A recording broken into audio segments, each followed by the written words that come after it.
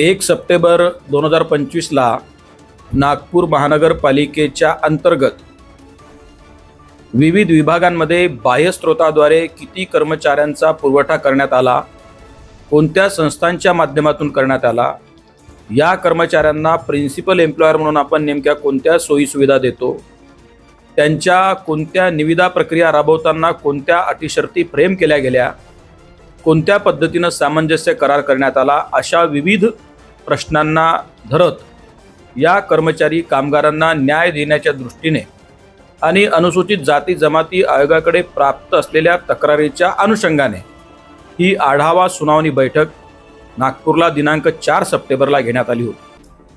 त्यामध्ये नागपूर महानगरपालिकेच्या वतीनं मेसर संसा सिटी बस सर्व्हिसेससह जवळपास 7 संस्थांच्या माध्यमातून परिवहन विभागामध्ये 2485 कर्मचारी कार्यरत आहेत। दुर्दैवानं या कर्मचाऱ्यांच्या सोबत न्याय होतो का? या कर्मचाऱ्यांना ज्या शासनाच्या सोयी सुविधा ज्या मान्य करण्यात आलेल्या आहेत त्या देण्यात येतात का? तर त्या प्रश्नाची उत्तर नाही असं आहे। असंघटितपणामुळे आणि अशिक्षितपणामुळे अशा सर्व कर्मचाऱ्यांचं शोषण मोठ्या प्रमाणावर अशा तत्सम संस्था करताना प्रथमदृष्ट्या निदर्शनास येत आहे आणि प्रिन्सिपल एम्प्लॉयर म्हणून नागपूर महानगरपालिकेचं प्रशासन देखील या सर्व कामगारांच्याकडे डोळेझाक करत आहे, त्यांच्या प्रश्नांकडे समस्यांकडे दुर्लक्ष करत आहे आणि त्यामुळे अनुसूचित जाती जमाती आयोग म्हणून आम्ही या कर्मचाऱ्यांच्या पाठीशी उभं राहण्यासोबतच त्यांना न्याय देण्यासाठी म्हणून आम्ही कटिबद्ध आहोत आणि त्या दृष्टीनंच दिनांक 4 ची ही बैठक ठेवण्यात आलेली होती। यामध्ये ज्या विविध समस्या आणि विविध बाबी आमच्या निदर्शनास आल्या त्या संदर्भाने मी त्यांना अनेक पद्धतीच्या कागदपत्रांची अनेक पद्धतीच्या माहितीची मागणी केली असता दुर्दैवाने महानगरपालिका प्रशासनाने ती उपलब्ध करून देऊ शकलेली नाही। यांच्याकडे कर्मचाऱ्यांचा कामगारांचा डेटा आहे का? तर मुळात नाही। किती SIC किती EPF त्यांनी महानगरपालिकेच्या वतीनं राज्य शासनाकडे किंवा या संस्थांच्या वतीनं राज्य शासनाच्या या विभागाकडे जमा केलेला आहे का? त्याची माहिती आहे का? तर त्यांच्याकडे माहिती उपलब्ध नाही। सामंजस्य करारातील अटी शर्तींचा भंग झालेला आहे का? तर त्याची देखील माहिती यांच्याकडे नाही।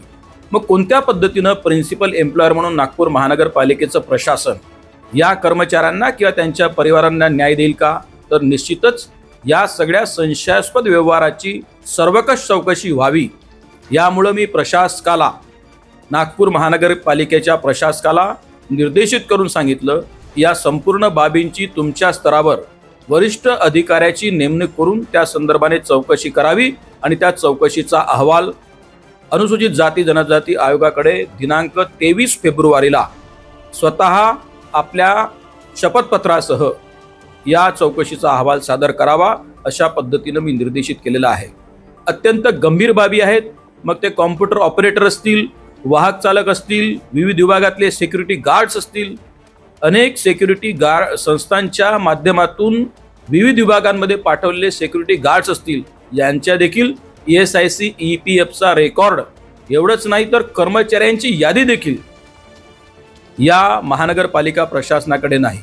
महानगरपालिका प्रशासनाकडेच नाही तर या संस्थांकडे देखील कोणत्या पद्धतीने कर्मचारी कामगार काम करतात हे देखील अत्यंत संशयास्पद आहे आणि त्यामुळे हजारो करोड रुपये खर्च करून महानगरपालिका अशा कामगारांकडून किंवा कामगारांचा पुरवठा करणाऱ्या संस्थांकडून काम काढून घेताना त्यांना जो काही निधीचा पुरवठा केला जातो या निधीमध्ये कुठेतरी मोठ्या प्रमाणावर घोळ असण्याची शक्यता आज मितीला नाकारता येत नाही।